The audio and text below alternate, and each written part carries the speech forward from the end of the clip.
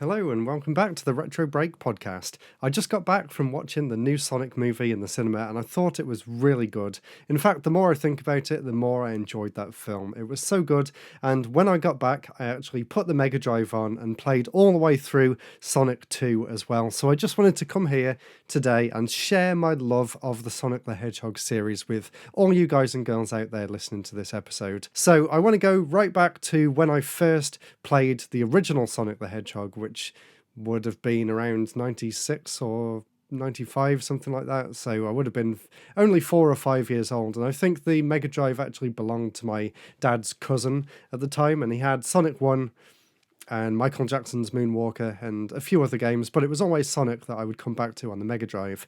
Although at the time I never really liked it as much as Mario, but looking back on it today, I think that is because here in the UK, like I've mentioned on this podcast previously, we could only play the games in 50 Hz, which meant they were actually a lot slower than their American and Japanese counterparts. And when I went back later on and played Sonic 1 on Sonic Mega Collection, I actually enjoyed it a lot more. But it wasn't really until I played Sonic 2 a few years later on the Mega Drive that I really started to enjoy the series. So the first time I actually played Sonic 2 was right here in this room. And for those of you that don't know, this house used to belong to my nan and granddad, and I sort of half inherited it and then bought the rest myself. But the point is, I have a lot of fond memories of this room in particular, and I actually spent a lot of time here growing up playing Sonic on the Mega Drive. And it wasn't just Sonic on the Mega Drive that I played in here as well. We also had a Windows 95 computer in this room as well. In fact, in the exact position where my computer is right now, I would actually play Sonic CD on the Windows 95 CD from Sega PC, I think the range was called. And at the time, I always thought that game was a little bit weird, but I loved the animated introduction, and I kind of enjoyed the time traveling mechanic. I didn't really enjoy having to wait for each different area to load, and the music was a little bit weird compared to the Mega Drive games, I thought personally, but I still really enjoyed the game, and it was really cool to have a game like that on the PC as well. It wasn't until about 2000, 2001 that I actually played Sonic CD for the first time. And I remember, I think my mum or dad found it on a boot sale and they phoned me up to ask me if I'd already got it. And the first thing I asked was, is it in 3D? Because at the time, I know a lot of people don't really like the 3D Sonic games, but I really, really enjoyed the 3D Sonic games. I'd played Sonic Adventure on the Dreamcast and Sonic Adventure 2 when it came out on the GameCube, and I was really excited because on the back of the box for the PC version of Sonic CD, it shows off the special stage where you're chasing that robot around in the 3D environment, and I thought the whole game was going to be like that, so I was a little bit disappointed that it was a 2D platformer, but I was just a kid, so what did I know at the time? Anyway, they were two Sonic games that I really grew up with. I also had, weirdly enough, the Sonic 3 and Knuckles PC version, which also had the weird altered music that wasn't the one that Michael Jackson composed for the Mega Drive. So unfortunately, I don't have that one anymore because I think that would be really interesting to go back to and listen to how different it sounds compared to the Mega Drive game. And I do wonder as well, this might date this podcast episode a little bit, but I do wonder whether they'll use that soundtrack instead of the Michael Jackson one when they bring Sonic 3 and Knuckles out on the Sonic Origins collection, I believe it's called, which is coming out very soon.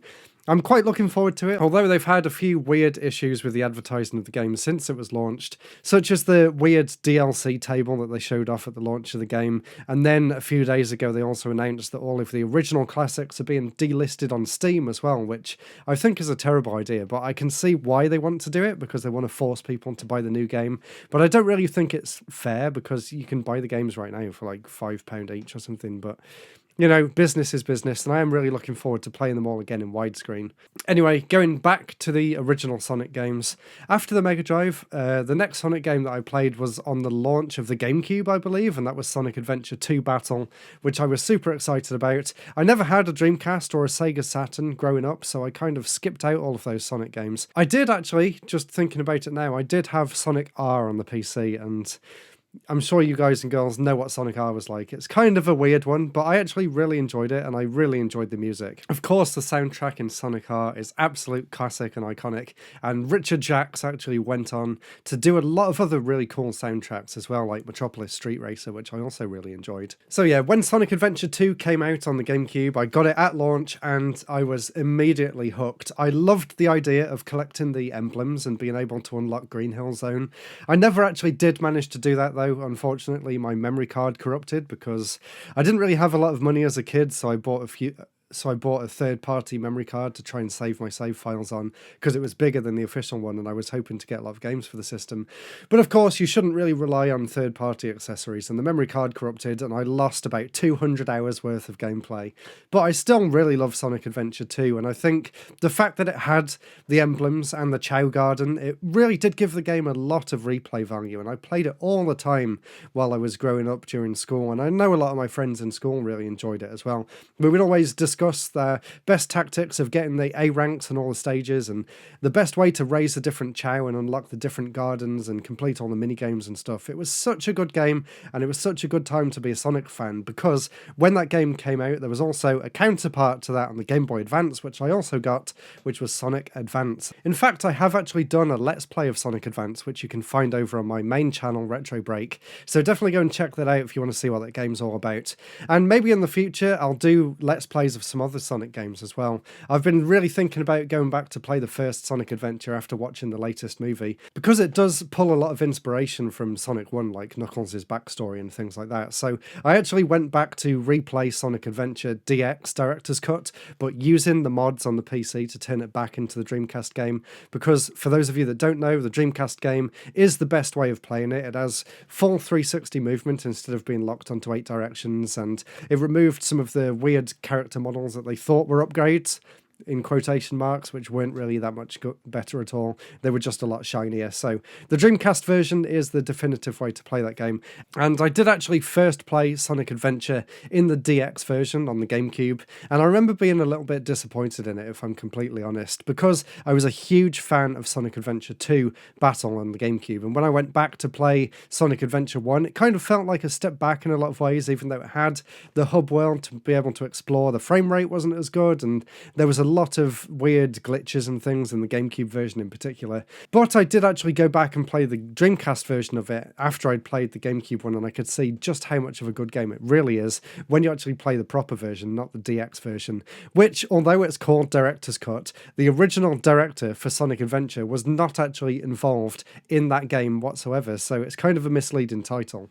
And then after that point, after Sonic Adventure 2 and Sonic Advance, I tried to get every single new Sonic game that came out. So the next game in the series was Sonic Heroes, and I got that just after it launched, and honestly, I was a little bit disappointed. I was kind of sad that they got rid of the whole emblems side of the game. I wasn't too upset about the Chow Garden. I know a lot of people were really upset they got rid of the Chow Garden as well, but for me it was missing the replay value that Sonic Adventure 2 had, and the levels didn't really feel as polished either, but I did still enjoy the game, and of course I did complete it, and I still go back and play it every now and then. It's really not as bad as people say it is, and I love the swapping the 3 different characters mechanics. And after I read a interview recently that basically said that the whole of Sonic Heroes level design was designed by one person because the other designer went off sick halfway through the project, I do have a lot of respect for the fact that it even turned out as good as it did. And around that time, Sonic Advance 2 and 3 came out as well, and I loved both of them too. And there was also Sonic Mega Collection, and I actually found out about Sonic Advance 2 from a trailer that they included in Sonic Mega Collection on the GameCube, and I loved that trailer so much. I would just watch it on repeat. I loved the music in that trailer as well. And I was actually really upset that the music in the trailer didn't make its way into the full game, at least not during any of the playable sections anyway. And then, unfortunately, as you all know, this is the time when the series kind of lost its way a little bit. So the next game after Sonic Heroes was Shadow the Hedgehog, and you all know how that one turned out. And I really didn't enjoy it at all. I mean, I liked the idea of the branching paths and having all of the different endings and the good versus evil thing, but in terms of actual gameplay, I really don't understand how they managed to go so far off track for what Sonic Adventure and Sonic Adventure 2 had done, considering I think it's using the same engine anyway, but it feels really sloppy in comparison to those games, and it is a chore to play, especially if you try and do the missions properly. It's not really one that I ever want to go back to. And then, of course, the game where everyone thinks that Sonic Team just completely lost their mind. This was Sonic 06, and surprisingly, I actually quite enjoyed it. I know that is a really controversial thing to say, but I didn't actually get it until a few years later, so I had kind of already prepared for the worst, and I actually left pleasantly surprised. It felt a lot more well thought out, even though the gameplay itself is pretty bad. At least the idea and the concept behind the game was more in line with what they were trying to do in Sonic Adventure than the games that had followed since. So from that point of view, I actually did really enjoy it, and I think it plays okay. Like, I can't say it's a good game, I really can't, but at the time I enjoyed it. And I even went back and got all of the achievements on the Xbox 360 version and played it again a few years later when I got a PS3. So maybe I just like torturing myself, I'm not entirely sure, and I haven't played it in a few years now, so maybe I was just kind of blind at the fact that it was a new Sonic game and I was just excited to play anything that had Sonic the Hedgehog in.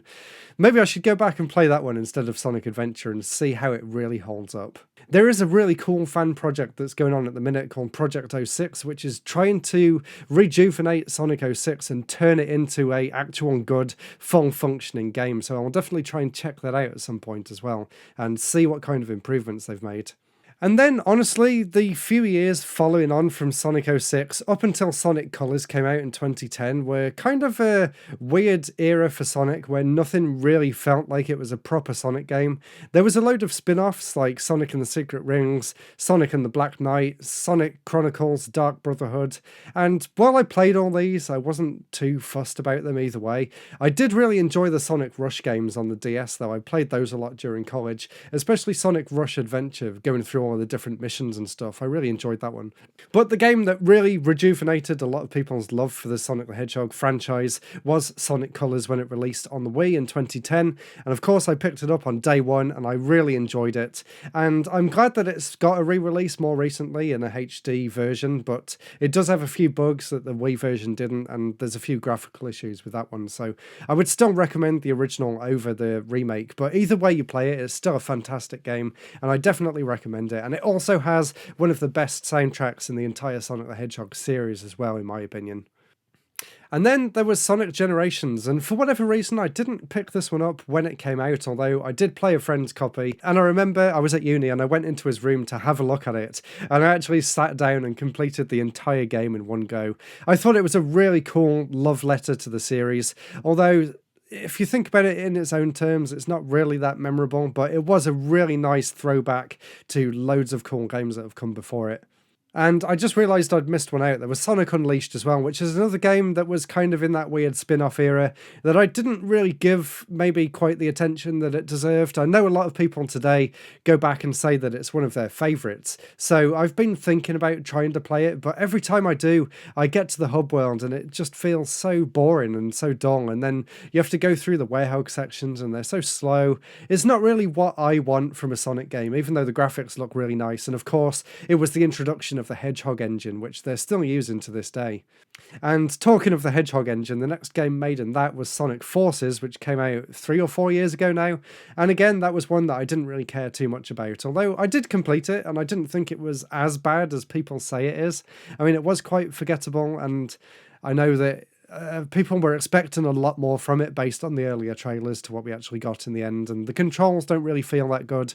And I never played Sonic Boom either, so I can't comment on that. So I can't really comment on that one. So basically for me, after Sonic Heroes, I kind of lost a bit of my interest in the series, and I really hope that Sonic Frontiers is really good and it kind of rejuvenates some of that lost love that I have for the series. So fingers crossed it turns out really well, and I'm really glad that Sega's actually put in the time and effort in to make the game as good as they can, rather than trying to rush it out of the door like they did with Sonic Forces and some of the games that came before it. I think Sega is on a really good track, so fingers crossed this won't age too badly, and in a few years' time we'll all be playing Sonic. I forgot what it's even called, Sonic Frontiers, and saying how much of a good game it is. So I really hope it turns out well.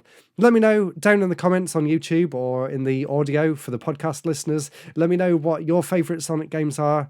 Where did you start the series? Did you start all the way back from the beginning like I did, or did you jump in more recently? Let me know what your favourite games are as well, of course. Really hope you enjoyed this episode. Definitely go and watch the Sonic movie while it's still in cinemas if you can. And of course, check out the Sonic Origins collection when it's released very soon as well. I'm really looking forward to playing them all. And maybe I'll actually do a video of it over on my main channel too. So that's it for this week's episode. Thank you so much for listening. Goodbye.